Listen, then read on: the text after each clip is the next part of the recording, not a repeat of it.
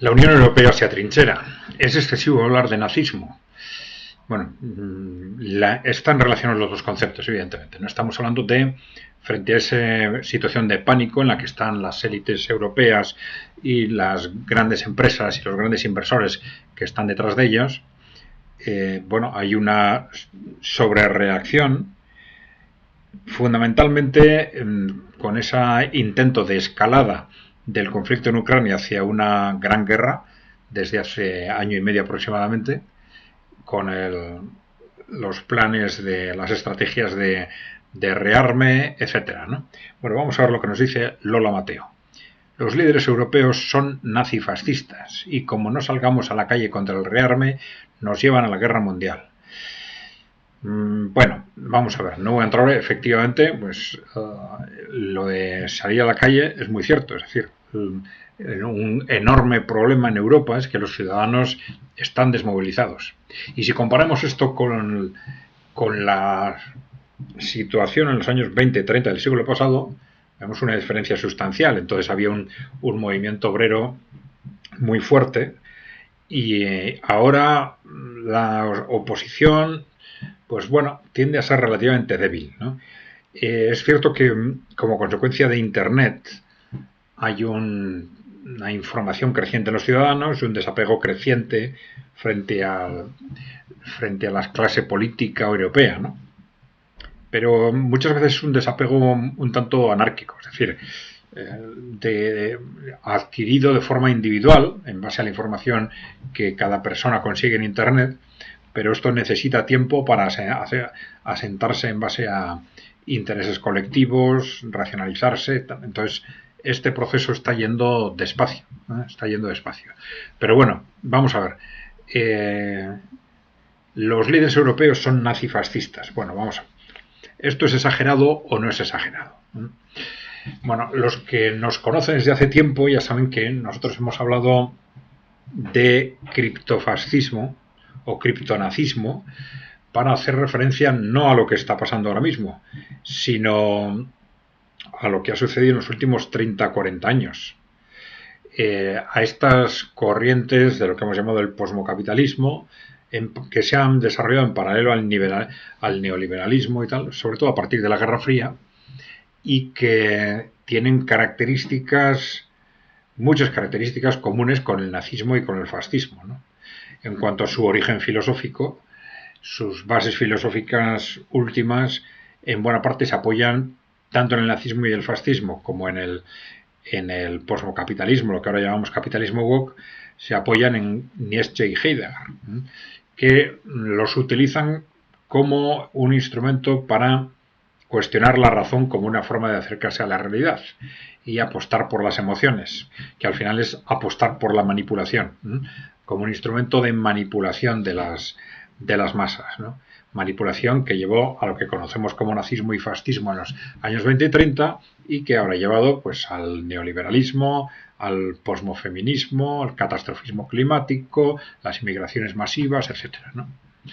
Y detrás de todo ello pues hay estrategias, digamos, muy radicales, tremendamente radicales, como es la reducción de la natalidad, la reducción de la población, la modificación radical de la psicología y de la forma de ser de la persona. Son estrategias, bueno, y en los últimos tiempos, pues esas estrategias que tienen mucho peso en las grandes corporaciones, ¿no? Del transhumanismo, etcétera, ¿no? Y bueno, entonces vemos cómo conceptualmente lo que ha pasado, estos movimientos corporativos de los últimos 30-40 años, no son impulsadas por esas oligarquías europeas, por los líderes europeos también, no son menos radicales que lo que eran el fascismo y el nazismo, ¿no? Las formas son distintas, evidentemente, pero las palabras se pueden utilizar o no, depende de lo que cada uno ponga detrás de ellas, ¿no? Es evidente que la imagen es distinta, pero al final el fondo es muy similar, porque lo más importante en el nazismo y el fascismo de los años 20 y 30 no es tanto cómo se manifiestan en las calles, ¿no? o en los discursos, sino que es cuál es el movimiento que hay detrás, que al final son estrategias corporativas de las grandes corporaciones para hacer frente a grandes amenazas, a situaciones de pánico, ¿no? Ya lo hemos dicho más de una vez, que entonces eran provocadas por la Unión Soviética, el movimiento obrero y una crisis económica muy seria, ¿no? Y ahora es una situación de pánico provocada también no por la Unión Soviética, sino por los países emergentes, Rusia y China fundamentalmente, una crisis económica, digamos 20 años de estancamiento en Europa y un creciente desapego interno, muy relacionado con el despegue y desarrollo de Internet, ¿no? Bueno, hay dos situaciones en las que esas corporaciones se sienten en situación de pánico y entonces reaccionan de forma pues muy radical, ¿no?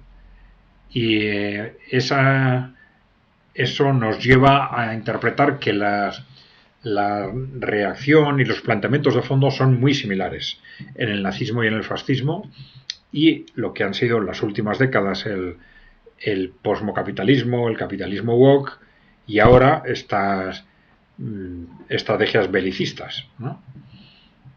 Bueno, llamémosle nazis, fascistas o criptonazis, como les llamábamos nosotros. Yo creo que los paralelos son muy claros, ¿no? Vamos a ver hasta dónde llega, pero al final el fondo ya habéis visto cuál es. En principio, las grandes corporaciones en una situación normal prefieren gobiernos liberales, gobiernos que suelen ser gobiernos débiles y fáciles de manejar por parte de estas corporaciones. Pero en situaciones de críticas, pues tienden a apostar más por gobiernos fuertes, ¿no? En la medida en que piensen que es necesario para hacer frente a la situación. En los años 20 y 30 pensaron que necesitaban impulsar dictaduras como las de Mussolini o Hitler para hacer frente al movimiento obrero y a la Unión Soviética, y las apoyaron sin ninguna duda, ¿no? Y ahora vamos a ver hasta dónde llegan. Han podido manipular sin necesidad de ese tipo de gobiernos, digamos, duros internamente. Han sido capaces durante 30 años de manejar a las poblaciones en base al consenso del Partido Único Europeo, en base al control mediático, la manipulación de los medios de comunicación, la industria cultural, el sistema educativo. Pero ahora a esto ven que no les está sirviendo, llegan a una situación cada vez más difícil para ellos. Rusia ha ganado la guerra en Ucrania, lo cual para ellos es un punto de inflexión, y ahora están apostando por una estrategia belicista. Vamos a ver hasta dónde llegan. Desde luego, lo que está pasando, por ejemplo, en Alemania, pues además de todo esto que hemos comentado, pues tiene otros parecidos, ¿no? con los años 30, ¿no? Esta estrategia de hacer frente a una situación económica difícil, como era la que tenía el gobierno nazi, pues a través del rearme, ¿no? Del rearme, financiado con mecanismos extraños. Ahora se quiere financiar con deuda, ¿no? Y el rearme fue un instrumento que a corto y medio plazo permite tapar agujeros, y ahora parece que desde ese punto de vista también se está intentando algo similar.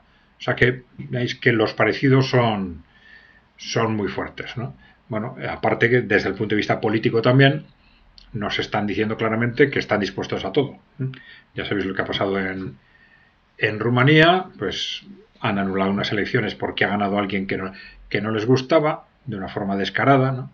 Luego han prohibido, con un segundo golpe de Estado, han prohibido presentarse al candidato opositor, y con un tercer golpe de Estado han prohibido presentarse a las alternativas a este candidato opositor, ¿no? Y luego nos dice claramente Thierry Breton, el excomisario europeo, que lo que han hecho en Rumanía lo pueden, si es necesario, lo harán en Alemania. Es decir, que están dispuestos a todo. Esas manifestaciones más agresivas del nazismo y del fascismo son una consecuencia del pánico y de no ver otras opciones para salvar sus intereses. Entonces, pues muy atentos porque ya digo que las situaciones desde muchos puntos de vista son muy similares, ¿no? Luego a esto, bueno, cada uno verá si cree oportuno o no llamarle nazi, fascista, criptonazi, que quiere decir nazismo escondido, ¿no? O nazi escondido, ¿no? Criptofascista o como queráis llamarle. Bien. No os olvidéis de darle a la tecla de suscribirse si no estáis suscritos y dejarnos preguntas y comentarios. Un saludo.